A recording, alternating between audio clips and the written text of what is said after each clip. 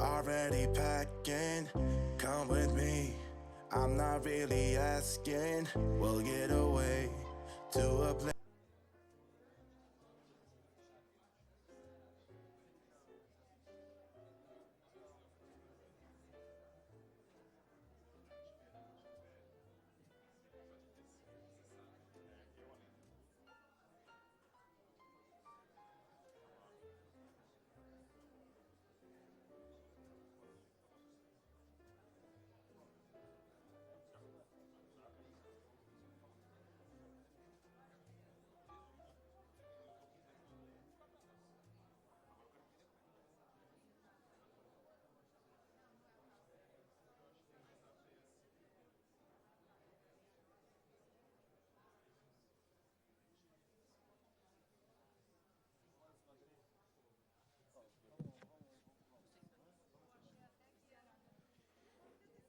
Boa noite a todos. Hag Sameach para todo mundo.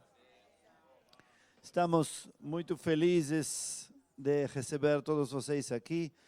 Como já é tradição há alguns bons anos, a quarta-feira, dentro da semana de Sukkot, é o momento no qual os rabinos da casa temos o privilégio de compartilhar com vocês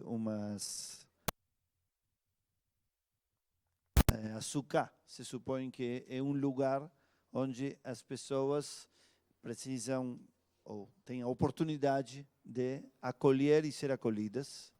A Sukkah se caracteriza por ser o lugar de uma Sukkah. Quanto mais entradas tem uma Sukkah, melhor ela é. Esse é o distintivo de uma Sukkah e outra. Não são os enfeites, não é o tamanho, e não são os materiais que se usam, é a abertura.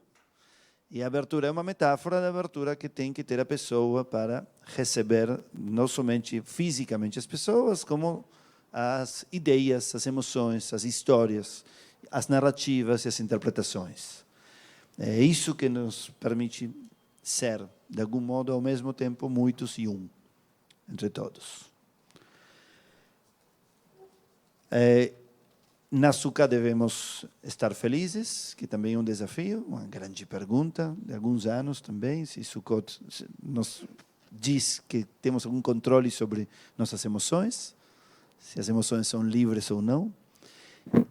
E na Sukkah também devemos comer alguma refeição, um jantar, um almoço, no mínimo. Antigamente, e hoje em dia também alguns, dormem na Sukkah. O que se estila muito nas últimas décadas, especialmente em Israel, é que a Sukkah seja um lugar para estudar. Porque se supõe que o estudo também congrega, também acolhe, né? Também permite que uma pessoa visite outra, saia de si para visitar o outro, e a Sukkah, de algum modo, é um alimento, e o estudo é também um alimento. Então, por essas razões, na Sukkah também se estuda. Tem muitas Sukkot públicas em Israel, onde as pessoas se sentam a estudar juntos, na Sukkah. E é isso que nós fazemos, no mínimo, uma vez durante a festa de Sukkot. E essa vez é quase sempre quartas-feiras. E também hoje. Antes de entrarmos no nosso tema e na nossa dinâmica, queria aproveitar para lembrar a todos que amanhã teremos talvez a atividade mais pertinente de Sukkot, não só desse ano, na minha pequena opinião, de muitos anos. Amanhã nós teremos a oportunidade de receber aqui uma pessoa que, quando tinha 17 anos, como talvez muitos de vocês, de nós, não se conformava com essas diferenças sociais, com esses problemas sociais que tem esse país, como muitos outros, com tantas pessoas na rua. Só que ela fez diferenças de verdade. Fez ações até hoje. Ela vai nos contar a sua história, mas uma vez por semana sai e dá comida e conversa a muitos moradores de rua e consegue, aos poucos, tirá-los da rua e devolvê-los às suas casas ou a vidas produtivas. Há 32 anos que ela faz isso, durante os primeiros 28, mais ou menos, ela fez sozinha. Cozinhava na sua casa para 70 pessoas. E foi aos poucos evoluindo, e hoje em dia tem uma ONG com mais de 100 voluntários que atendem 350 pessoas em rotas diversas, uma vez por semana, e tem ainda muitas coisas que pode fazer. E quem sabe podemos ajudá-la também. Com certeza, eu garanto a todos que vamos sair diferentes depois do encontro com uma pessoa como essa. Ela já não tem mais de 10 anos, né? Tem 50. E um sucesso incrível. O Rabino Rogério e eu estivemos numa dessas. Eu estive numa ação, nessa terça, ontem. O Rabino Rogério já esteve mais de uma vez. E posso garantir a vocês que foi uma das experiências mais marcantes da minha vida. Os encontros que tive lá, o que aconteceu comigo, tomara que também o que aconteceu com as pessoas que encontramos. Então, não sei quais são os programas de vocês para amanhã, 7h30, 7h15, na verdade, talvez, não sei. Bom, 7h15 ou 7h30 é que vamos começar. Ela estará aqui com alguns dos voluntários, vai nos contar como se desenvolveu tudo isso e como funciona hoje e quais são os sonhos dessa ONG incrível e onde, quem sabe, possamos ajudar. Eu convido muito a todos vocês para que, se já estavam programados para vir, venham. Se não estavam programados para vir, também venham. Tá bom? Muito bem. E agora vamos, então, a nossa aula de hoje, nossas aulas de hoje. Nós vamos nos dividir em 3 subgrupos, um com cada rabino. Vamos estudar umas fontes, discutir uns temas e depois nos encontraremos de novo todos para ouvir um pequeno resumo, talvez, do que foi aprendido e discutido em uma ou outro subgrupo. Só para vocês saberem, como vamos estar em subgrupos menores, não vamos precisar do microfone, mas os 3 rabinos vão estar com um microfone que não vai soar nas caixas de som. Ele tem a ver com o streaming. Então, vocês vão nos ver com o microfone na mão, mas vão ouvir por aqui, não por lá. Tá bom? Diga.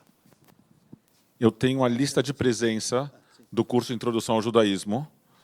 Não sei onde vai estar o grupo que estiver comigo, mas você está no curso Introdução ao Judaísmo, deixe sua cadeira um segundinho, vem só me dar teu nome para eu marcar tua presença e depois você volta para o grupo que você está originalmente designado, tá bom? Ok, então eu acho que o que vamos fazer, o que vai ser mais fácil talvez é o seguinte. As pessoas que estão aqui, mas até aqui, digamos, esse semicírculo pode ser já um grupo. Então, virem as cadeiras de modo que possam ficar. Momento, um segundinho, só explico como vamos fazer todos assim. O mesmo os que estão desse lado, esse será um segundo subgrupo. Esse pode ser o subgrupo do Rabino Michel, que já está aqui, se concordar. E esse outro, pois o subgrupo do Rabino Rogério. E eu fico com essas filas do fundo, mais ou menos, fundão. Então, viramos as cadeiras assim. Acho que,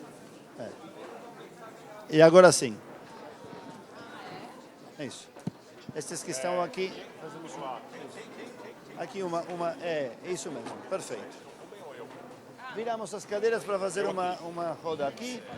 Essa é uma roda com o Rabino Rogério, essa é a roda com o Rabino Michel. Isso mesmo. Um pouquinho mais para trás. Aproximem-se, daqui para lá não vamos chegar. Fiquem aqui. Tragam as cadeiras para aqui, os que estão desse lado. Sentam aqui e fechamos aqui a roda. Muito mais. Senão eles não vão ver. Vocês também se aproximem aqui, por favor, um pouquinho mais. Vamos fechar um pouco o círculo, senão não vamos conseguir conversar. Fechamos um pouquinho o círculo, por favor. Um pouquinho mais, um pouquinho mais. Tem que tirar as cadeiras. Tem que tirar as cadeiras. Mas tem gente aqui, Rabino. Tem gente? Não, não tem mais ninguém. Não. Ah, não, então vamos ficar por aí, porque senão não vai dar. Senta aqui. Senta aqui, senta aqui. Aqui. Isso. Muito bem. Acho que alguns, talvez...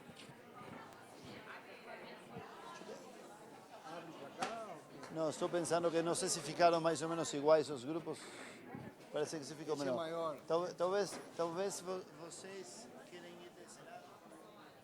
Esse grupo fica um pouquinho menor. Vocês 4, 5. Michel, estão indo para lá alguns porque ficou meio desproporcionado. Exatamente. Os que estavam aqui em terceira e quarta-feira.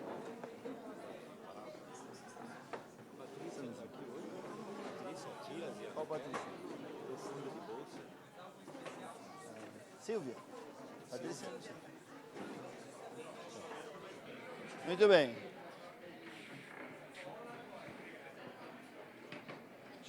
Acho que não tem mais ninguém. Sentam aqui. Estão ainda lá? Ok.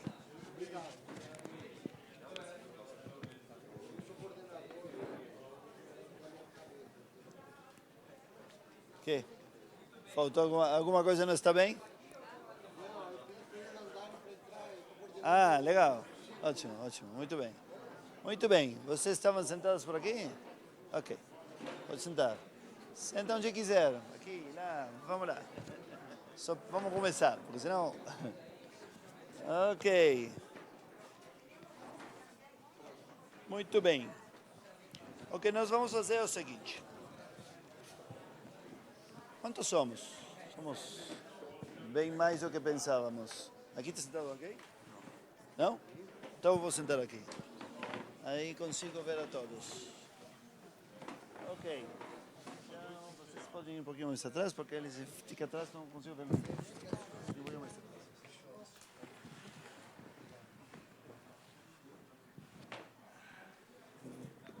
Ok.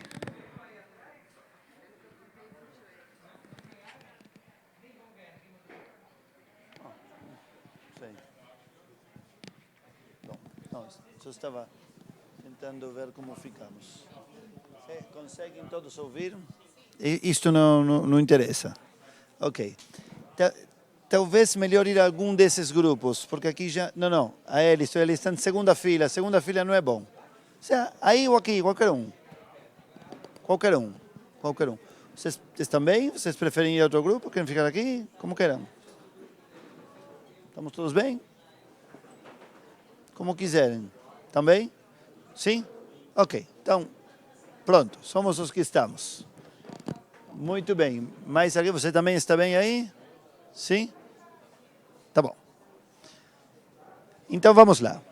Eu vou distribuir aqui o nosso tema de hoje é assim.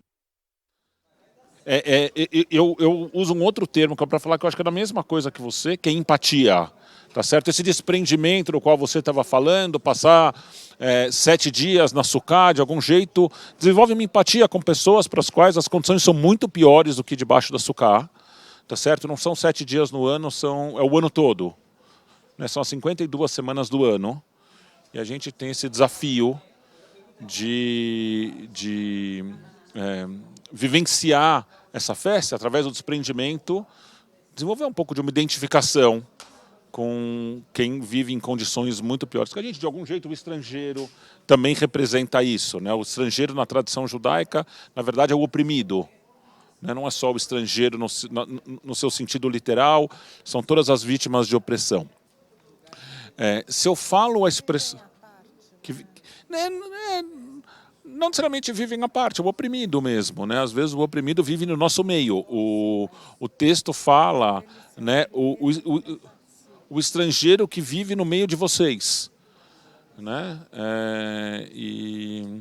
E tem várias, em Shavuot, A gente teve aqui a participação, né, teve uma... Quem teve aqui em Shavuot, aqui na CIP? Quem passou? Então, uma parte. Então, em Shavuot teve várias sessões paralelas. E uma dessas sessões a gente fez parceria com um grupo de Facebook chamado Keshet Gavá, que é o grupo de judeus LGBTQI+. Eu não sei o que quer dizer I+, mas eu ouvi falar que essa é a nova sigla. E aí o coordenador desse grupo distribuiu um comunicado que ele fala: nós somos as pessoas que vivem ao seu lado, mas que não conseguem rir das piadas que vocês contam. Então, nem sempre, essas pessoas, às vezes, o estrangeiro, no sentido de oprimido, às vezes vivem ao nosso lado e a gente não reconhece a dor da opressão que eles vivem o tempo todo, porque a gente não reconhece a pessoa completa que está ao nosso lado. Se eu falar a expressão rezar com as pernas, vocês sabem do que eu estou falando? Então, vamos... rezar com os pés, rezar com as pernas, tanto faz. Então vamos aqui passar. Eu fiz 20 cópias, eu não sei quantos nós somos. 1, 2, 3, 4, 5, 6, 7, 8, 9, 10, 11, 12, 13. Categorias, quando eu passar pelas categorias, eu comento alguma coisa. Primeiras 3, Levítico e Deuteronômio, são passagens da Torá. Vaikra e Dvarim. Você leria para a gente em português o número 1? Voz alta, tá? Para sair no meu microfone mágico. 1 Levítico 19, 18. Ame seu companheiro como a si mesmo. Bom, essa talvez é uma das passagens mais famosas de toda a Torá. Amar o seu companheiro ou o seu próximo, em hebraico, lereachá, ao seu próximo, como a si mesmo. Talvez uma das passagens mais importantes. Alguns acham que essa frase foi dita pela primeira vez por Rabi Akiva, outros acham que essa frase foi dita pela primeira vez por Jesus. Nenhum deles disse essa frase pela primeira vez. A frase tem origem no texto bíblico, mas essas pessoas levaram essa frase adiante, divulgaram essa frase adiante, mas ela é uma citação da Torá.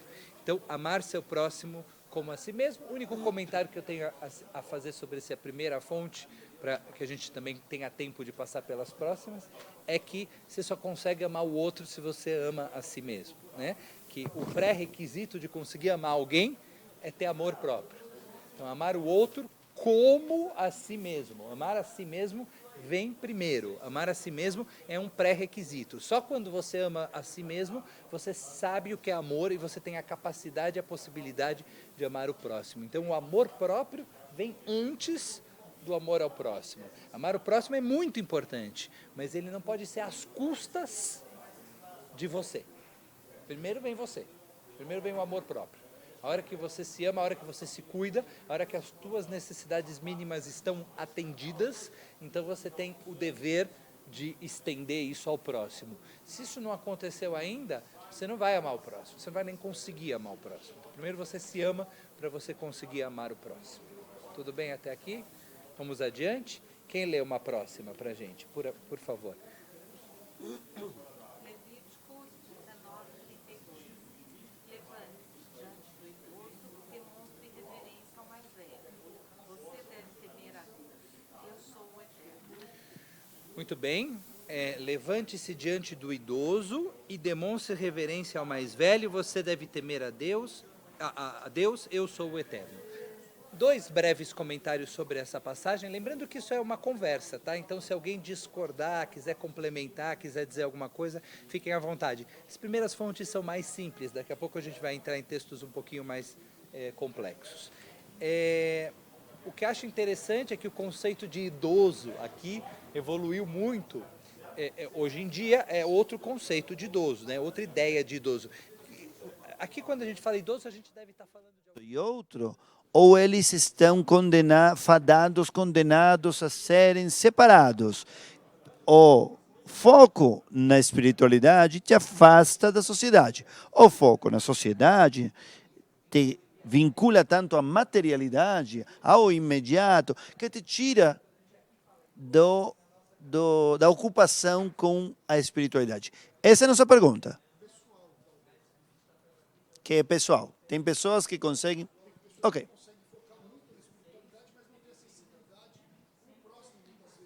Aham.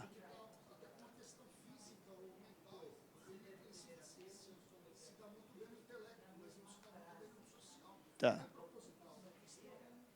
E você acha que... Tá. Que não. Então, para você, depende da personalidade. Não da disciplina. Não da atividade. Ok. Autofala. Sim.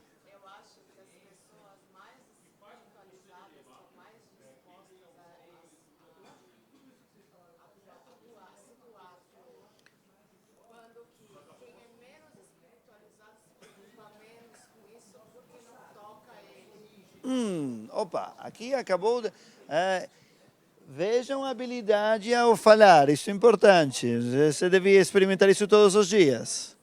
Mas ela parecia que ia dizer o mesmo e disse quase o contrário, não sei se perceberam. Muito bem, hein? É hábil, cuidado. Ela começa dizendo, bom, continuando com o que ele diz, ao contrário. Continuando com o que ele diz... Tá certo que a comunicação é um pouco mais complicada. Eu acho que ele, como um religioso, e o Martin Luther King como um líder, levou ele para uma caminhada de protesto, e ele, como um religioso que sabia rezar, tentando chegar a um ponto, ele fez essa passeata, não rezou, mas fez a passeata como se ele estivesse rezando, como se ele estivesse... Explica um pouco mais o que você está falando. Porque como se tivesse... Cada um sabe fazer uma coisa, né? Ele era um religioso, ele sabia reivindicar as coisas orando.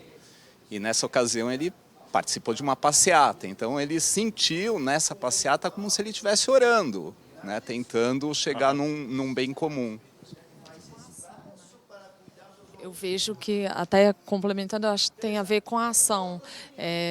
De alguma forma, ele praticou ali, né? A reza era participada. Ele estava de corpo e alma andando. Né? Era tudo um contexto só. Sei lá, às vezes quando a gente está rezando, a gente não tem... que a gente sai um pouco, a gente não está nem na terra, nem no céu, ficando... É mais ou menos isso que eu imagino. Eu acho que todos vocês tocaram ali num pedacinho da verdade, né? Eu sempre entendo como... Eu acho que o nosso objetivo quando a gente reza é um pouco comungar com Deus, um pouco se conectar com o divino. E o que eu acho que ele está dizendo, um pouco como o Rabino Ruben falou sobre ontem a gente ter ido distribuir comida, é que apesar de não ter tido palavras, apesar do tipo de ação que ele fez ter sido radicalmente diferente do que se faz normalmente num serviço religioso, ele sentiu que através da ação dele, ele estava se conectando com Deus. Tá certo? Eu não quero entrar no que é melhor, no que é pior, mas o que ele está dizendo é que nesse ato dele, de ter esse monte de religiosos se manifestando pelos direitos civis dos afro-americanos, ele sentia que ele estava se conectando com Deus, da mesma forma que as pessoas procuram se conectar através da reza.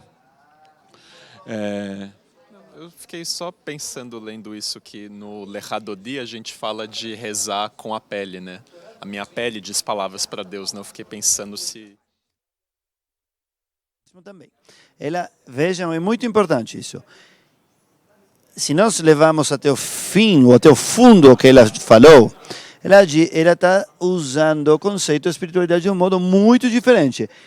A associação, quando falamos espiritualidade, é sinagoga, igreja, ashram, mesquita, meditação, reza, rito, certo? Deus. Nada disso.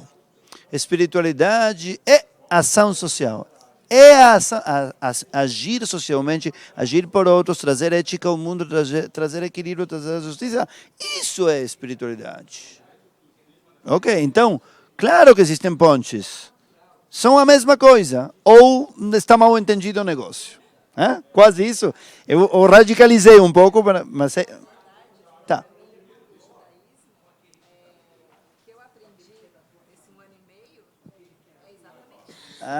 Esse é o nosso judaísmo. Ok, muito bem.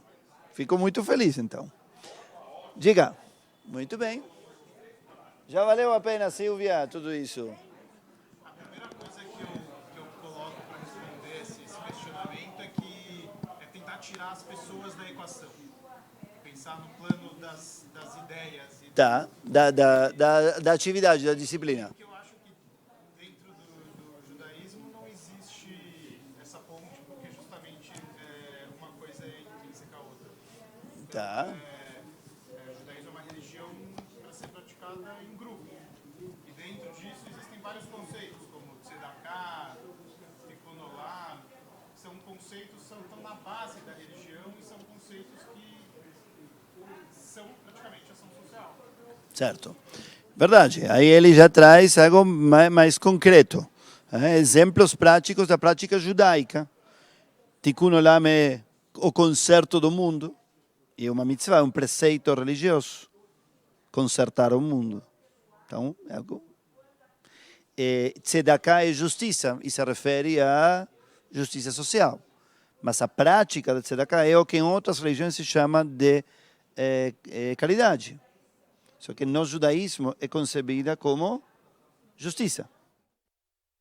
Dos dias de hoje, de alguma maneira ler nas entrelinhas dos textos bíblicos. O Midrash vai buscar aquilo que não foi escrito. São interpretações alegóricas do texto bíblico, normalmente com o objetivo de harmonizar contradições, com o objetivo de preencher lacunas. Então, o texto bíblico, às vezes, fala de uma personagem, uma palavra, uma frase, e não dá detalhes sobre ela. Então, vem o Midrash acrescentar informações sobre aquela personagem que o texto bíblico não falou muito a respeito. Ou, às vezes, o texto bíblico tem num lugar uma citação e no outro outra, que aparentemente são contraditórias. E aí vem o Midrash para harmonizar essas contradições. Essa, normalmente, é a função do Midrash. Existe Midrash clássico, como esse que a gente vai ler agora, que vem de 2000 anos atrás. Existe Midrash sendo escrito agora. Enquanto a gente está aqui, tem rabinos e rabinas, judeus religiosos pelo mundo, religiosas, escrevendo Midrashim em cima dos textos bíblicos. Então tem textos clássicos e tem textos contemporâneos. Quem pode ler o número 2? Aquele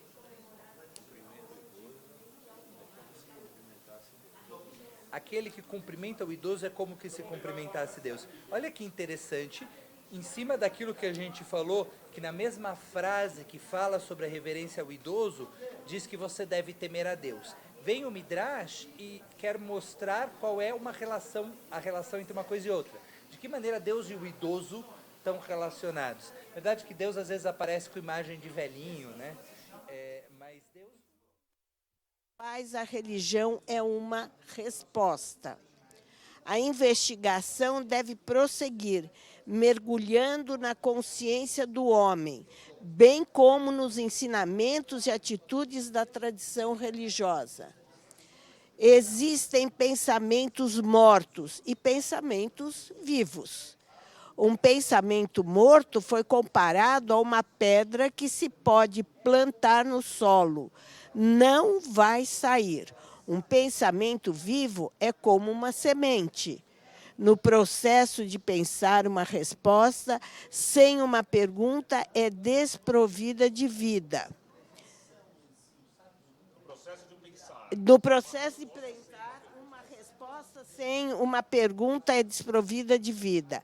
Pode entrar na mente, não penetrará na alma. Pode tornar-se parte do conhecimento de alguém. Não surgirá como uma força criativa. Então o Heschel aqui está falando da importância da pergunta, tá certo? E como a gente chega às vezes na realidade religiosa a um monte de respostas prontas, respostas das quais a gente tem a mais absoluta certeza. Alguém ia chamar isso de dogmas, e não respostas que dão vazão às nossas perguntas mais fundamentais. O que a gente está fazendo aqui na vida? Qual é o meu papel no mundo? Por que tem pessoas boas que sofrem? Por que tem justos? Por que tem pessoas más que são punidas? Por que esse sofrimento na vida? Essas são algumas das... Como eu me torno uma pessoa boa? O que o mundo espera de mim?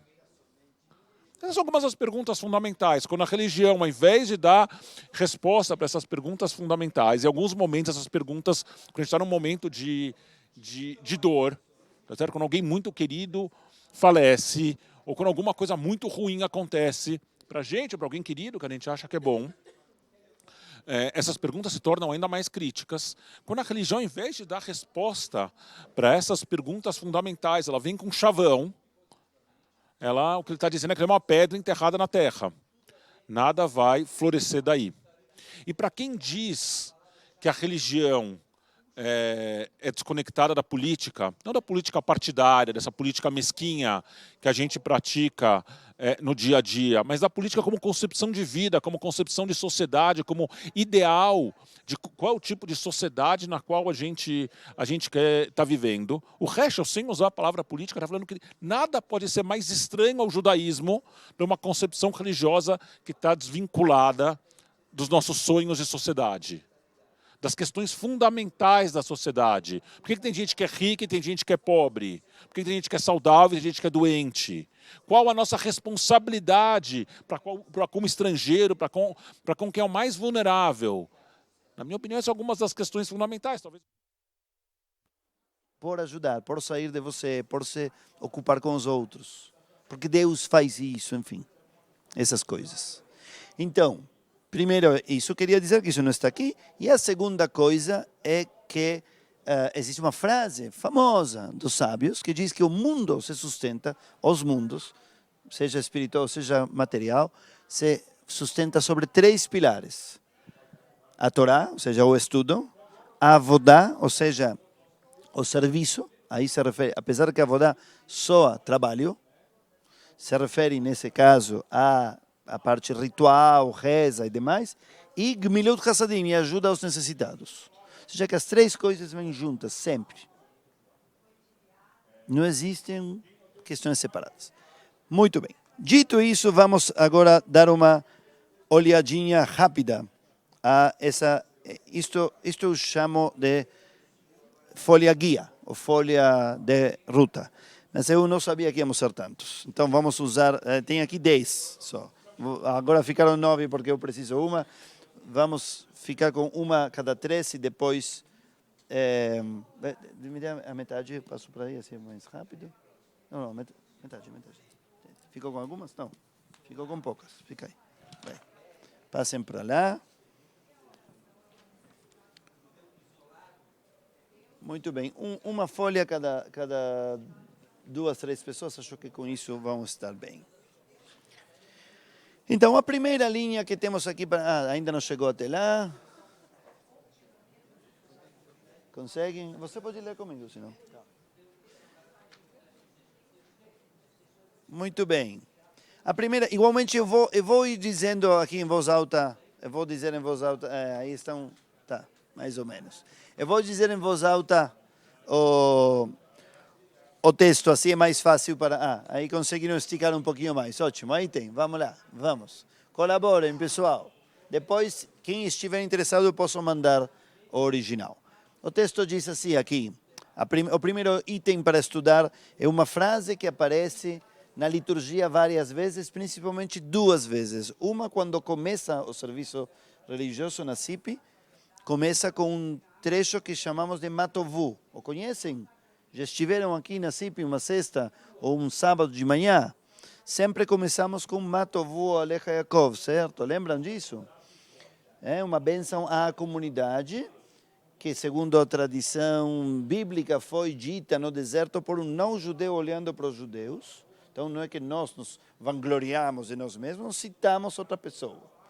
Esse texto termina dizendo Va'ani tefilati lecha Adonai et ratzon. Literalmente isso significa eu, enquanto a mim, tefilati lecha Adonai et ratzon. Minha prece para ti, Deus, é um momento de vontade plena. Ok? Essa é a tradução literal. Só que se nós viramos um pouco as vírgulas, podemos ler isso de um outro modo que é o que estou propondo aí. E é, quando eu sou minha prece, va'ani tefilati, eu sou. Ser incorporada como uma forma de vida e todos os nossos atos devem ser realizados como variações sobre o tema da reza. Um ato de caridade, um ato de bondade, um momento ritual. Cada um é uma oração sob a forma de um ato. Tal oração envolve um mínimo ou mesmo ausência de exterioridade e uma abundância de interioridade. Obrigado. Vocês percebem que aqui está a semente do conceito de rezar com as pernas. Tá certo? Então o que ele fala aqui? Ó, um ato de caridade, um ato de bondade, um momento ritual, cada um é uma oração sob forma de um ato. Cada um desses atos é uma forma de comungar com Deus, ainda que nem todos sejam na forma de oração, com as palavras tradicionais da reza. Mas ele diz isso, né? Onde está que ele fala que a reza tem que ser subversiva? Né? Eu acho que a gente tem que pensar de que forma a reza nos desafia. De que forma a reza é subversiva nas nossas leituras da nossa liturgia. A gente se permite ser desafiado, ou a gente passa por essas palavras tentando o mínimo atrito possível, tentando sentir o mínimo possível, porque se a gente parar para lendo o hebraico, porque a gente não entende o português, fugindo desse significado, porque se a gente sair desafiado, a gente não sabe muito bem como lidar com esse desafio. Mais um voluntário, voluntária.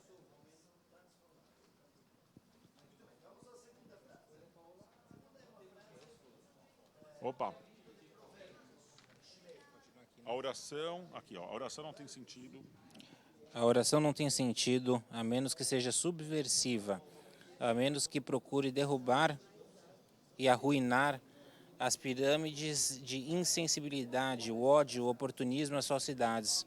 O movimento litúrgico deve se tornar um movimento revolucionário, buscando derrubar as forças que continuam a destruir a promessa, a esperança, a visão. O mundo está em chamas com o mal, a atrocidade, o escândalo da profanação perpétua do mundo clama ao alto céu. O escândalo da profanação perpétua do mundo clama ao alto céu. E nós, nos confrontando com isto, cara a cara, ou estamos envolvidos como participantes insensíveis, ou, na melhor das hipóteses, permanecemos indiferentes. A busca incansável de nossos interesses nos faz esquecer a própria realidade. Nada que experimentamos tem valor em si mesmo, nada conta menos que possa ser revertido a nosso favor, em um meio para servir nossos interesses próprios. Nada conta menos que possa ser revertido a nosso favor, em meio para servir nossos interesses próprios. Rezamos porque a desproporção da miséria humana e da compaixão humana é tão enorme. Rezamos porque nossa compreensão da profundidade do sofrimento é comparável ao alcance da percepção de uma borboleta voando sobre o Grand Canyon. Oramos por causa da experiência da terrível incompatibilidade de como vivemos e do que sentimos. Então, Heschel diz, a gente vive num mundo de egoísmo. Em que cada um a gente pensar de formas diferentes. O desafio é se respeitar nessa diferença, né? É não se atacar, é não precisar reduzir o outro, diminuir o outro para se reafirmar e assim por diante. Mas o fato da gente ser diferente, pensar diferente, não é um problema. Pelo contrário, né? É uma enorme vantagem. Então, mostra o poder também de Deus. Como ele consegue fazer, não só os seres humanos, mas tudo no mundo que nós conhecemos, de uma maneira tão criativa e tão diversa. Então, a diversidade está em todo lugar no que a gente enxerga, o que a gente não enxerga. Mas aqui fala um pouco do íntimo de Deus, né? Nessa brahá. Que? Porque está falando dele, que é ele que tem escondido o segredo, né? Está falando da essência de Deus também um pouco, meu ver, não sei. Como criador dessas diferenças, e guarda os segredos. Porque ele guarda os segredos. A gente leu na Paraxá 2-3 semanas atrás em Nitzavim, né? Que o oculto é de Deus e o revelado cabe a nós. Né? Então aqui está falando mais da essência de Deus, né? Nós devemos seguir essa essência. Não sei se eu fico pensando nos pais que educam os filhos, acham que educam os filhos todos do mesmo jeito. E cada filho sai de um jeito, né?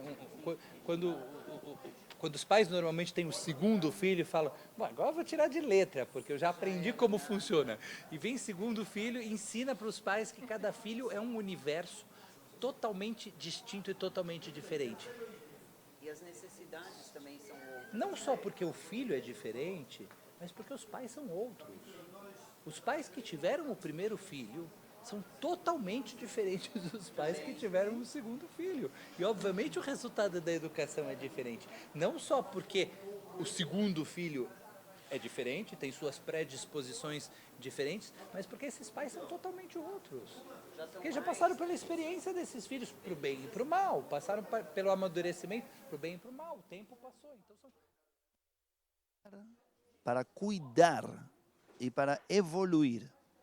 Então, o vínculo com o divino, segundo a própria narrativa bíblica mais antiga, tem a ver com transformar, através de ações concretas, a própria terra.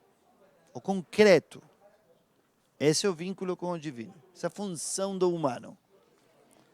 Cuidar e transformar. Cuidar e evoluir. Leovda ou leshomra. Lishmor, para os que sabem um pouco mais de hebraico, é cuidar. Lishmor, certo? Laavod é trabalhar, mas leabed é evoluir, elaborar, fazer com que seja algo mais sofisticado. Atitude, pode ser. Muito bom. Ok, quarto item. Este vai ser mais difícil. Para este quarto item, temos aí uns livros. Os livros azuis, por enquanto, esses os vermelhos vamos usar depois. Vamos lá. Distribuímos os livros, eu não preciso. Ok. Buscamos aí, por favor, o capítulo 15 do livro de Deuteronômio. Deuteronômio, vamos. Mais, assim mais fácil. Deuteronômio é o quinto livro. Este livro que estamos distribuindo é o livro da Torá. Ou seja, aqui estão somente os 5 livros. E Deuteronômio é o quinto, então está bem na frente. Capítulo 15. No, Deuteronômio, capítulo 15 é página... Não, aqui um pouquinho mais aqui. Deuteronômio, capítulo 15. Peraí, 15, aqui. Aqui. 551. Não. Um pouquinho antes, aqui. 549, isso. 549. Tá bom? Muito bem. Alguém que leia os primeiros versículos e depois passamos para alguma outra voz. 549. Tem alguém que já tenha aberto? Vamos, 549. Quem lê? Ao fim de cada 7 anos, farás o ano sabático. E este é o modo do ano sabático, que todo credor que emprestou seu companheiro deixará, não reclamará seu companheiro, nem seu irmão, porque chegou o ano sabático para o eterno. Sim. Do estrangeiro idólatra reclamarás, e o que tiveres em poder de teu irmão, o deixarás. Tá bom, a partir de agora começa o importante. Aquilo foi uma pequena contextualização. Vamos lá, versículo 4. Contudo, não haverá no meio de ti mendigos, pois te abençoará o Eterno na terra que o Eterno, teu Deus, te dá por herança, para herdá-la somente se ouvires a voz do Eterno, teu Deus, para guardar e para cumprir todo este mandamento que te ordeno hoje. Porque o Eterno, teu Deus, te abençoou como te falou, e emprestarás a muitas nações, e tu não o tomarás emprestado. E dominarás sobre muitas nações, e sobre ti não dominarão. E agora, mais importante ainda, versículo 7. Ou seja, até agora, basicamente, a ideia se conseguiram ver dentro da linguagem antiga, é que está falando da importância de ver como se organizar para que não haja mendigos, não haja na sociedade necessitados. Então você é abençoado por Deus, vai ter suficiente para não precisar pedir emprestado nada. Continua. Versículo 7. Se no meio de ti Se no meio de ti Se no meio de ti houver um mendigo entre teus irmãos, numa das tuas cidades, na tua terra, que o Eterno teu Deus te dá, não endurecerás teu coração, não fecharás tua mão a teu irmão, o mendigo. Mas lhe abrirás a tua mão e lhe emprestarás o suficiente para o que lhe faltar. Muito bem. Muito bem. Então, Guarda-te que não haja uma coisa perversa no teu coração.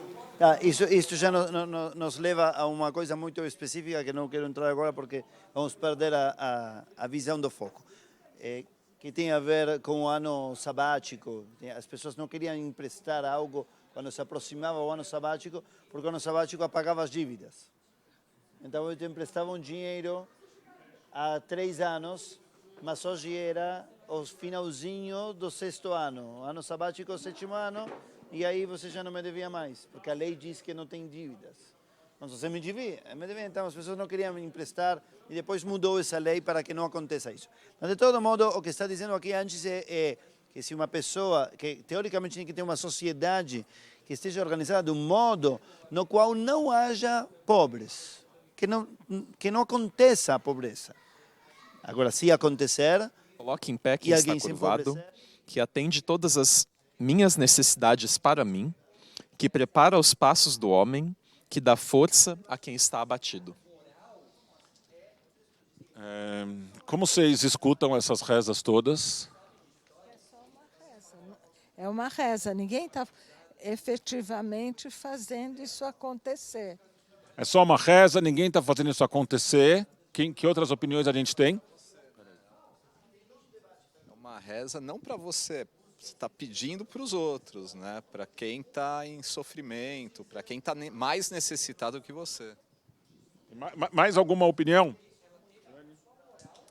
Eu acho que esse tipo de reza pode também ser uma armadilha, ao mesmo tempo que pode nos inspirar a ajudar que o mundo seja um mundo em que os desnudos sejam vestidos. Dependendo da relação que a pessoa tem com a reza, pode fazer ela ficar esperando que isso aconteça, caia dos céus, e ela fica sem colaborar com isso. Pode. Para mim é outra coisa. Acorda, faz algo, alguma coisa. Acordou? Realize, faça, seja você. Lindo. Mais algum comentário? Coisas que eles acabaram de falar, porque se a gente é a imagem e semelhança dessa divindade que faz isso, a gente também é chamado a fazer isso, né? Eu acho que é um espelho, né? Então eu estava lá no México, vendo essas pessoas andando nuas sem roupa, não porque não tinham mesmo, não porque fosse uma escolha. As pessoas que estavam curvadas porque tinham um problema de coluna e não tinha ninguém que ajudasse eles a se levantar. As pessoas que estavam deprimidas e não tinha um médico, não tinha medicação que fizesse com que eles pudessem ter força para se levantar e sair da cama. Que não tinha ninguém para libertar os cativos, famintos. Né? E o que quer dizer? Né? E tem essa frase, que eu acho que essa é a frase que me deixou mais incomodado, que atende todas as minhas necessidades para mim. Eu tirei, tem outras rezas que eu tirei, essas são as que me incomodavam. Shassali Kol Tzorki, que fez para mim todas as minhas necessidades. E aí nessa viagem que eu estava, éramos 19 alunos de rabinato, de vários seminários, e cada um dos dias, um dos seminários rabínicos que coordenava a reza, e o meu seminário rabínico, que é um pouco subversivo, ficou encarregado do último dia, e a gente transformou cada uma dessas rezas em alguma coisa sarcástica. Abençoado seja Deus que abre, né, que dá visão aos cegos do meu bairro, das pessoas que conseguem pagar pelo custo de uma cirurgia de catarata. E abençoado seja Deus que veste os desnudos das pessoas que conseguem ir no outlet e comprar roupa. E abençoado seja Deus que tudo para mim. Tá certo? Porque tem um lado que é esse lado de agradecer tudo para mim. Mas tem um lado um pouco que vocês não viveram a mesma crise espiritual que eu vivi. tem um lado que é dizer se nós somos criados a imagem e semelhança de Deus. E se nós somos parceiros nesse processo de Tikkun Olam, essa reza é menos uma reza de agradecimento e mais uma reza de despertar cada um de nós para a tarefa sagrada de dar visão aos cegos e de dar roupa para aqueles que precisam. E não são raras as pessoas na nossa cidade, e cada vez mais, tá certo? Que fazem, mas que precisam. A gente anda pela cidade, eu não me canso de falar isso, eu moro a 4 quadras daqui, e da minha casa até aqui, eu passo por umas 5 famílias morando na rua. É muita gente. É muita gente. E ontem, quando a gente saiu para distribuir comida, tinha menos gente nas ruas, porque estava garoando, e essas pessoas vão para debaixo do viaduto para tentar arrumar algum abrigo da chuva. No sol, na chuva, no frio, essas pessoas moram nas ruas e a gente não enxerga. Tá certo? A gente tem as nossas pessoas vítimas de doença mental, que a gente não enxerga. A gente vive numa sociedade em que a conveniência cada vez fala mais alto. É tão fácil a gente ligar, acionar o iFood e pedir para entregar comida em casa. Quanto ganha o entregador do iFood, que não tem vínculo empregatício nenhum, não ganha 13º, não ganha hora extra, não ganha férias remuneradas, não tem nenhuma proteção. Teve a história do entregador há 1 ou 2 meses, que faleceu no trabalho, e não tem seguro-saúde, não tem nada. Mas é cômodo. E a gente fecha os olhos para as condições terríveis que essas pessoas precisam passar para ter alguma renda. Tá certo? A gente chama o Uber. Quanto ganha um motorista de Uber? O motorista de Uber consegue pagar suas contas no final do mês se não tiver outro emprego? Ah, mas tem outro emprego. E o motorista de táxi que tinha emprego e que não consegue mais renda, porque agora tem o Uber. Tá certo?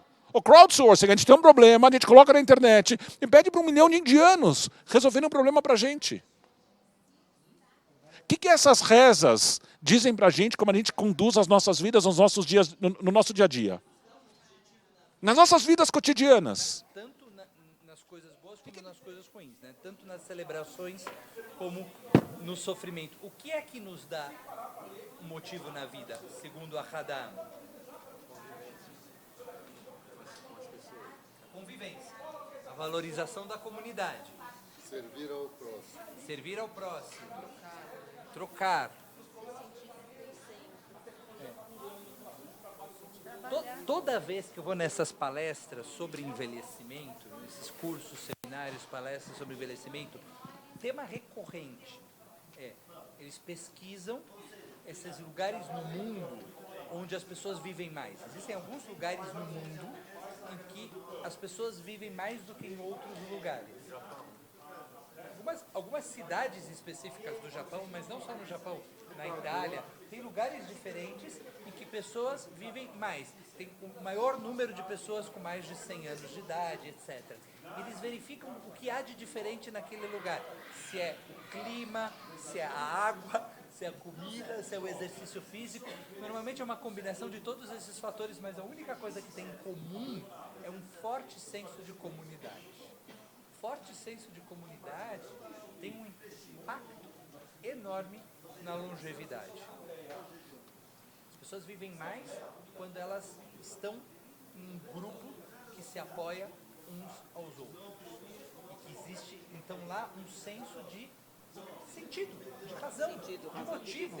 Eu vivo porque o meu vizinho precisa de mim e eu preciso dele. Porque uma das comunidades que mostra lá, eles tinham uma tradição do chá. Não era na Inglaterra, não sei em que lugar era.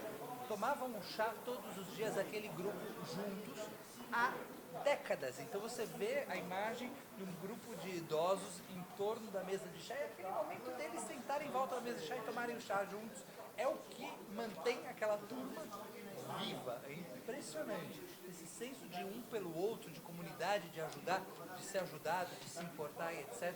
é realmente algo que dá sentido para a vida. E é isso que a Hadam capta na frase dele. Por último, fala. Não, vamos te ouvir primeiro. Eu ia contar uma experiência que eu tive sobre essa questão da diferença entre um curso que eu fiz na FEBEM de voluntários para menores. E aí eles mandaram um grupo, colocaram um monte de limão numa panela pegar um limão, para mostrar a diferença entre os menores. Né? Cada um pegou um limão, depois todo mundo colocou o limão na bandeja e depois mandaram pegar o limão que você... Finalmente vem Tiranos Trufos e diz a Rabi Akiva, e vocês por que fazem tzedakah? Por que ajudam a pessoas necessitadas? Se Deus quisesse... Continuem, como seria a pergunta? Se Deus quisesse... Não teria pobres. Não, que não haja pobres, faria que não haja pobres. Deus precisa que vocês ajudem Ele. Olhem que coisa absurda, diz Tiranos Trufos. Fazer tzedakah é o contrário da fé de vocês. Nós somos pagãos e acreditamos que existem muitos deuses. Ele é romano, acreditava em muitos deuses. Os deuses são parciais. Um é Deus da chuva, outro é Deus da fertilidade, outro é Deus da sensualidade, outro é Deus da virginidade, outro é Deus da guerra, outro é Deus da comida. Tem muitos deuses. Então, cada um tem uma especialidade. Mas vocês, judeus, acreditam num só Deus. Esse Deus é perfeito para vocês, certo? E se é perfeito, como é que cria um mundo imperfeito? E como é que vocês, que são parte desse mundo imperfeito, vão solucionar o que o Deus que é perfeito não conseguiu? Não faz sentido. Boa pergunta, não? Que responderiam vocês?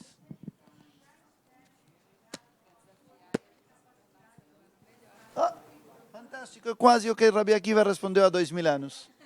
De verdade. Outra linguagem, não só porque ele falava em hebraico e você em português, porque é uma linguagem de século XXI, a sua. É para tornar-nos seres humanos melhores, é uma fala nossa. Mas ele basicamente falou isso. Romano, você tem razão. Nós acreditamos num Deus que ele tem a capacidade de criar um mundo perfeito e que o mundo que criou é imperfeito e nós vamos resolvê-lo. Tem razão, mas sabe por que acreditamos isso? Não porque acreditamos nessa incoerência, acreditamos que só assim a vida tem sentido. Justamente é como um professor que coloca uns problemas desafiadores para o bom aluno de matemática ou para o bom aluno de lógica para que ele tenha que resolver. Então, exatamente, para que haja exercício, para que haja treino. Treino do músculo de ser melhor. É outro músculo, outra musculatura. E então o sentido da vida estaria justamente em que o mundo é incompleto, é injusto. E cabe a nós ver como nós podemos melhorá-lo. Muito bem, vocês acham que os judeus, em termos gerais, têm cumprido com isto? Têm trabalhado nessa direção? Agora vamos falar um pouquinho, já vemos muitas fontes antigas. Agora vamos falar um pouco de coisa moderna. Pulo, a última fonte que tinha aqui é Imenani li mili, se eu não sou para mim, quem sou? Ou seja, quem eu será? Imenani li mili, se eu não me ocupo de mim, quem vai se ocupar por mim? E a segunda parte dessa frase diz, mas se eu só me ocupo de mim, que sou? Algumas pessoas ficaram só com a primeira. Disseram, a vida no mundo é a selva. Você se ocupe de você porque ninguém vai se ocupar por você. E salve-se quem puder. E cada um se ocupa só de si. Mas a frase continua e diz, mas se eu só me ocupar de mim, que sou? Se eu só vejo a mim, que sou? Essa é uma frase, isso que acabei de ler tem 2000 anos. Falou Hillel, um sábio chamado Hillel. Muito bem, mas agora vamos tentar falar um pouquinho da atualidade. Vocês que acham? Os judeus, em termos gerais, ajudam a sociedade? Ajudam ou não ajudam? Ajudaram no passado? Vem ajudando? É uma história de ajuda ou não? O que acham? Você acha que sim, que ajudam? Eu acho que sim. Que eu conheci de entidades beneficentes, de caridade. Judaicas têm uma história e uma organização muito sólida. Ok. Então você acha que sim? Acho que sim. Tá. Que opinam os demais? que sim, que não. Aqui pode ser, já sabem que é estudo crítico, não tem problema, podemos nos criticar, não estamos aqui somente para nos dizer coisas boas sobre nós. Sobre mim, obviamente, tem que falar somente bem, mas brincadeira. Estamos aqui para estudo para ser crítico. Alguém acha que não, ou que parcialmente, ou concordam com ela? Concorda? Agora, vocês estão falando do que conhecem agora. Não concorda? Oh, vamos ouvir outra ideia. Enxerga bem, eu acho que todo mundo sente isso aqui que está acontecendo, mas a maioria não toma uma atitude, uma realidade. Ninguém se ocupa, se preocupa em tornar isso realidade, porque cada um está preocupado com o seu dia a dia, com as suas coisas, com a sua vida, com a sua vidinha que está levando ali numa boa, e não tem tempo para essas outras situações que a gente enxerga, que a gente conhece, que a gente sabe tudo isso que está acontecendo. Mas alguma coisa impede que se faça algo melhor para que tudo isso se transforme. Como?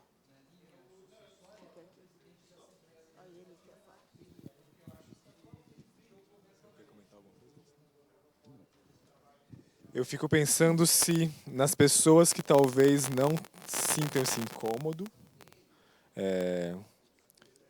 se não seria melhor deixar mais óbvio na liturgia o incômodo que a gente quer provocar com ela.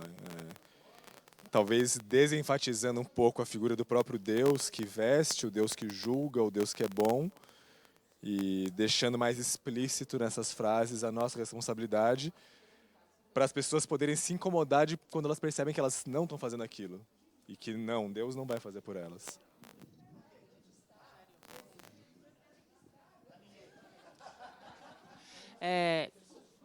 Falar uma outra coisa que eu percebi agora num evento que a gente fez. Tem horas que eu senti, a gente fez um evento para arrecadar fundos para as escolas judaicas. Tem horas que eu senti que as pessoas, elas esperam assim, por exemplo, quando eu tiver 500 mil, quando eu tiver 1 milhão, eu vou doar. E um R$18, um R$10, ela se sente inferior de estar doando tão pouco. Então, o evento era para conscientizar a pessoa que o pouco dela é muito. E só a ação de fazer já muda tudo. Então, às vezes, assim, eu já me questionei sobre tudo isso, mas também tem a nossa incapacidade de, mesmo pequeno, entre aspas, no montante, ter essa ação. Às vezes é difícil para a gente, como humano, falar, mas eu só tenho isso, ou eu só vou fazer um prato de comida e dar para alguém, ou, entendeu? Essa pequenez que a gente tem, né, é difícil também, às vezes. Então, acho que a gente tem que trabalhar em nós isso também. Todo mundo espera grandes ações, né?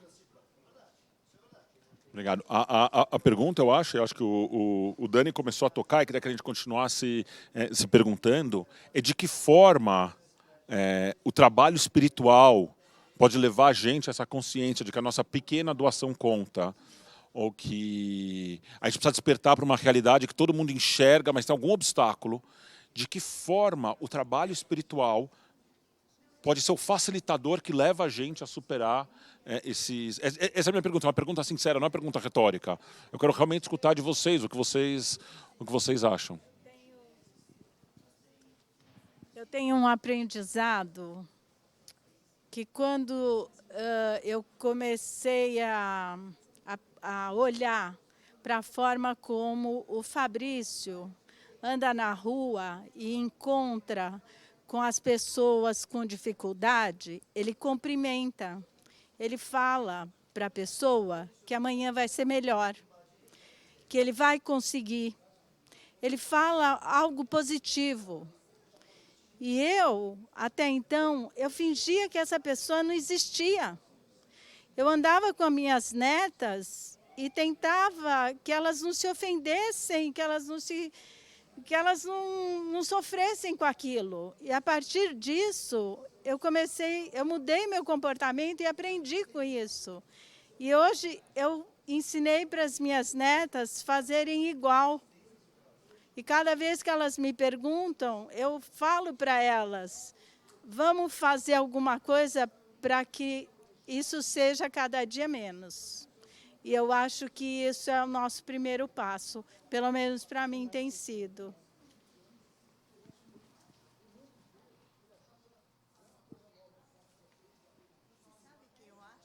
Eu não sei, só Que- se você me contar.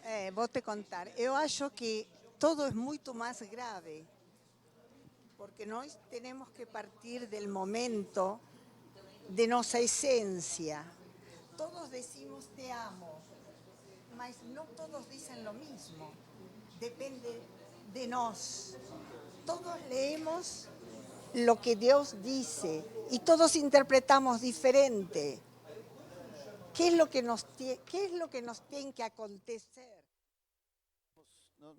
5 minutos? Em 5 minutos fechamos? Vamos fechando em 5 minutos? 5?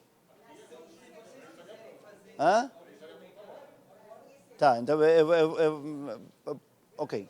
3 minutos? 3 minutos. Presta atenção. Nós vamos encerrar com o seguinte. Eu concordo com as ideias que foram ditas aqui, é verdade. O judeu, e talvez seja uma questão da sociedade como um todo, do ser humano. Tem seres humanos generosos, tem seres humanos egoístas, tem seres humanos que gostam somente dos que se parecem com eles, tem seres humanos que gostam de se enriquecer com outros que são diferentes. É verdade. A pergunta nossa, como estamos falando do judaísmo, se o judaísmo contribui de algum modo para que sejamos mais de uma coisa ou mais da outra, na minha opinião, o judaísmo tem potencial de uma coisa e da outra também, porque temos todas estas fontes que não dizem nada sobre só judeus, nada, é ajudar, é solidariedade, é responsabilidade mundial, mas tem algumas fontes, poucas, mas tem, soltas por aí, que poderiam, para quem quiser fortalecer o egoísmo, ou o isolamento, ou se preocupar sobre... Tem fontes que, se ele quiser, as encontra. Tem uma frase por aí que diz Am lavadad ishkonu vagoim lo itchashav, que significa um povo que mora sozinho e não olha para os outros. É uma frase assim, que está dentro desse matovu que falamos no começo. Só que ele não foi incorporado à reza porque é ruim, mas está na Bíblia. Tem uma outra, tem essa frase que diz que tem que cuidar primeiro dos pobres de tua cidade antes de cuidar de qualquer pobre. Porém, essas frases foram interpretadas pelas autoridades de um modo que não dá espaço para não ser solidário. Ou seja, se você quiser não ajudar, ou ajudar só os próprios, ou ajudar só os parecidos a você, você está se afastando da forma em que o judaísmo interpretou essas frases. As frases estão na Bíblia, a Bíblia não é só judaica. A Bíblia é de muitas tradições. A ideia é como os judeus leram essa Bíblia e o que fizeram com ela. Como leram a Bíblia e o que fizeram com ela é o seguinte, eles disseram, não olhar para os outros significa não reclamar dos outros. Assim é a interpretação. Você cuide do que você pode fazer de bom. Olhe para dentro, veja seu potencial. Não fique, como ele não faz. E você que fez outro dia, deixe os outros em paz. Busque o melhor de você para otorgá-lo aos outros. Essa é a interpretação de se ocupar com você. Não é se ocupar de dar o bem somente a você, é se ocupar de trazer o melhor de você para os outros. Essa foi a interpretação que foi dada ao longo do tempo. Tá? Então, existem judeus que se ocupam somente deles? Existem. Têm que se apoiar? Teriam, mas não foi essa linha que foi distribuída ao longo do tempo. Pelo contrário, os grandes pensadores contemporâneos dizem que somente você desenvolve o melhor de você quando você sai de sua suca e habita a suca do outro. E quando você abre sua própria suca para que ela seja habitada por outro. Nesse momento é que você começa o caminho longo de vida inteira de evoluir e ser a melhor pessoa. É isso, pessoal. Encerramos aqui então. Vamos ver que vamos fazer um resumo para os outros.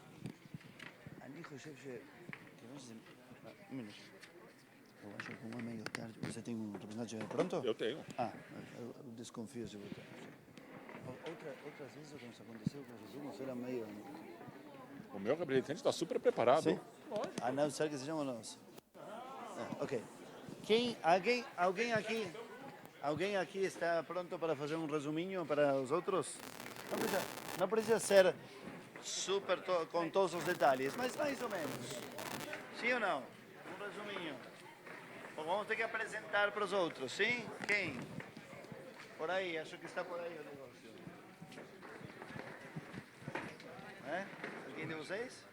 Sim? Quem? Sim? Eu vou no banheiro rapidinho, cara. Estou muito apertado. Vai e volta. Ok, vamos nos aproximar. Vai ser ele? Tá bom. Vai ser ele e aí tem um resuminho. Você tem aí a folha? Sem a folha. Parabéns, obrigado. Obrigado. Posso pegar uma folha? Muito bom, hein? Nossa, adorei. Se você falar, Deus, me encoraja, me dá força para vestir.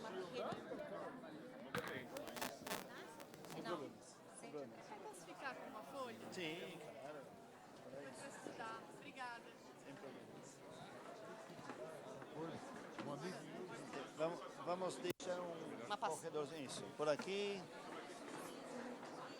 Bom, mais ou menos organizamos as cadeiras de novo.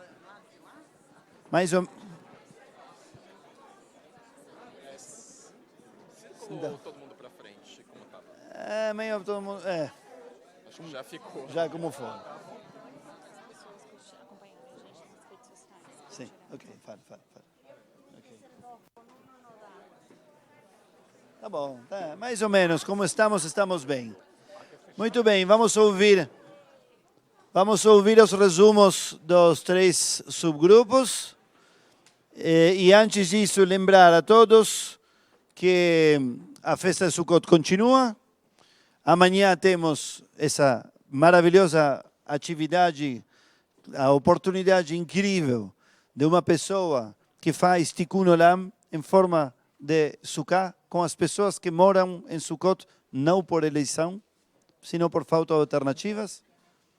Ou seja, uma ONG que trabalha com moradores de rua, com pessoas em situação de rua, e faz diferença, sem orçamentos, sem políticas públicas, simplesmente ela, durante 20 anos, sozinha, trabalhou nisso. 28 anos, ela disse 27. Mais 4 E agora já leva 4 anos com muitos voluntários. Amanhã vamos ouvir como começou isso, como anda isso hoje, que precisa, e vale muito a pena. Vão sair transformados, venham todos e tragam seus amigos. E inimigos também, conhecidos também, desconhecidos também. Amanhã às 7h30 aqui. E o segundo anúncio era que queremos que acompanhem as redes sociais e as comunicações. Era isso, meu? Falta mais alguma? É isso? E Simchat Torah. Além de, bom, obviamente, sexta-feira temos nossa tefilá de sempre, nossa reza, e sábado de manhã também, reza festiva. Mas o final dessa festa de Sukkot vai ser a grande festa da Torá, Simchat Torah, que é no dia segunda-feira, 18h45 aqui. Abriremos o Sefer Torah, como já é nosso costume, dançaremos antes com o Sifrei Torah. Todo mundo poderá subir a Torá, homens, mulheres, crianças, então todo mundo convidado a participar junto conosco. Ainda no mundo da logística, está garoando. Então, o Kiddush, aqui não está garoando porque tem cobertura, mas do lado de lá, que não tem cobertura, está garoando. O Kiddush que seria servido do lado de lá dessa parede de tecido. As comidas estão ali no saguão. Quando a gente terminar aqui, peguem as comidas e venham para cá. Eu ainda tenho a lista de presença do curso de Introdução ao Judaísmo. Se alguém não veio falar comigo, venha depois para a gente dar a presença. Eu só queria adicionar uma coisa ao que o Ruben falou. Uma coisa que a Andrea tem com o Anjos da Cidade, e o nome Anjos da Cidade, ela é muito clara, ela vai contar isso amanhã. Anjos da Cidade são os moradores de rua, não são as pessoas. É lindo o trabalho que ela faz, porque a busca dela não é por alimentar, é por dar dignidade. A comida é a ferramenta que ela tem. As pessoas que saem às ruas, esses voluntários que saem para alimentar 350 pessoas toda terça-feira, eles sentam, eles conversam, eles olham no olho, eles pegam na mão. É um trabalho de realmente dar dignidade para pessoas que se transformaram em invisíveis para nós ao longo das nossas rotinas, andando pelas ruas, a gente finge que não enxerga. E imagina o que é para você viver 365 dias do ano com as pessoas fingindo que você não existe. Então, que seja uma vez por semana, quando as pessoas saem dos seus carros, sentam no chão para conversar com você, é transformador. É transformador para quem senta no chão e para quem recebe a atenção. Então, realmente, eu quero encorajar muito fortemente que vocês venham, porque é um exemplo de vida em todos os níveis possíveis. É realmente transformador participar dessa experiência com a Andrea. Tudo isso dito, vamos passar para quem vai dar o resumo de cada uma das... Então, meu grupo é o Dani. Tanto faz o... Esse aqui tem som e esse aqui não tem. Então não tanto faz. Só esse. Boa noite, gente. O nosso grupo discutiu, estudou. O primeiro texto lido, que inspirou o resto da discussão, foi uma frase do Heschel sobre a experiência dele num protesto, uma manifestação no contexto da luta pelos direitos civis dos Estados Unidos, nos anos 60, quando ele disse que, enquanto ele caminhava e marchava com as pessoas protestando, ele estava rezando com os pés. Ainda que não estivesse pronunciando palavras, o próprio caminhar naquela situação era uma forma de reza. E a partir daí a gente leu e discutiu outros textos que todos refletem exatamente sobre a função da reza e que significado pode ter liturgia quando a gente simplesmente reza sem refletir sobre o que aquelas palavras nos comunicam, sobre o que elas nos instam a fazer no mundo. E seria uma religião que fosse apenas uma ritualística, apenas uma liturgia na qual a gente repete palavras que a gente nem entende, um idioma que a gente não entende. Que significado teria isso para o mundo, né? Seria muito mais interessante uma religião que tivesse impacto para fora do momento da reza, para fora da sinagoga ou da igreja, seja lá qual religião que a gente possa estar falando, né? E nas nossas discussões apareceu muito esse contraste entre o incômodo que a gente pode sentir lendo uma reza que parece dizer coisas que não... Por exemplo, se eu posso trazer exemplos aqui, como das bênçãos da manhã, que falam que Deus veste os desnudos, Deus coloca de pé quem está curvado. E será que é Deus mesmo que vai fazer tudo isso? Qual que é a nossa responsabilidade, já que Deus nos fez a imagem dele, conforme essas próprias bênçãos também dizem? Acho que teria sido interessante trazer essa primeira frase. Como que a gente pode enxergar isso como a nossa parte para cumprir essa vontade divina?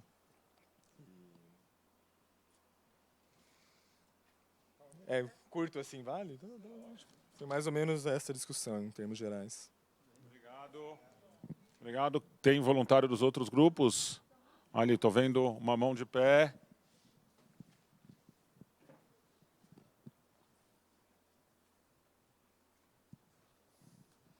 Galera, boa noite. Eu sou Davi, do grupo do Rabino Ruben.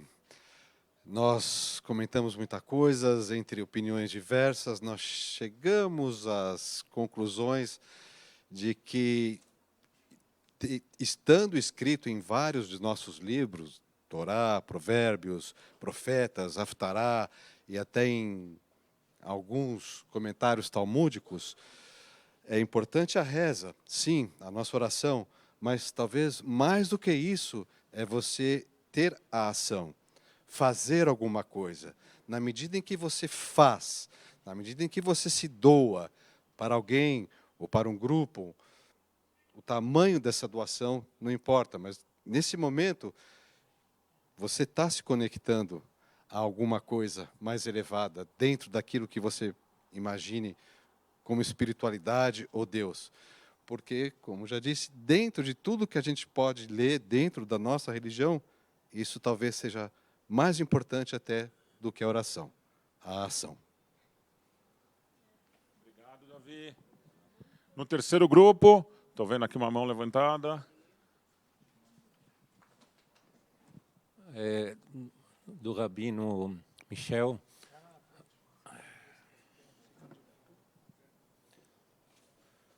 Também foi falado sobre provérbios e citações, né, de autores, entre outras coisas, amar ao próximo como a ti mesmo, respeitar o idoso e fazer reverência ao idoso como até uma forma de reverência a Deus, que a convivência é uma coisa muito importante para as pessoas, e até tem cidades que as pessoas vivem mais tempo por causa de convivência positiva, né?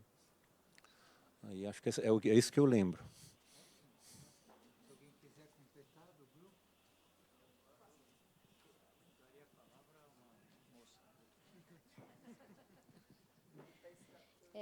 Olá, boa noite. Meu nome é Bruna, também estava no mesmo grupo que ele, aqui com o Rabino Michel. E, de primeiro, eu já queria comentar o tema que ele colocou como título, que é as pontes entre a espiritualidade e o ativismo. Que eu acredito que é uma maneira muito racional de se imaginar e de se pensar quando você pensa na sua espiritualidade e na responsabilidade que você tem com a sua família, a comunidade e as pessoas que estão ao seu redor.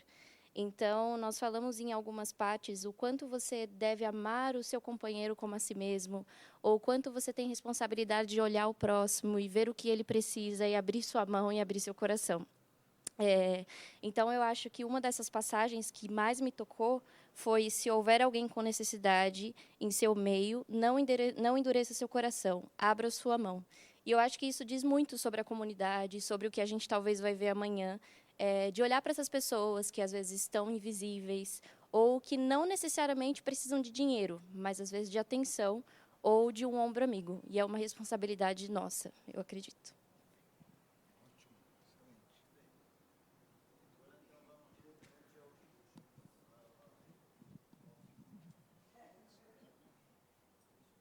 Esse é o microfone que funciona, né? Eu fiquei a aula toda segurando esse. Alô? Eu acho que ele deixou esse microfone com a gente durante a aula para trollar a gente. Porque...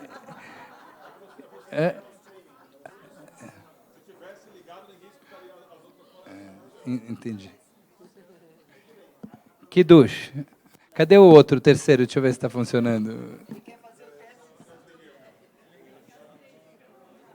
Lá fora vai ser o Kiddush, em função da chuva vai ser no hall, no foyer. No foyer, vocês estão convidados todos para o nosso Kiddush.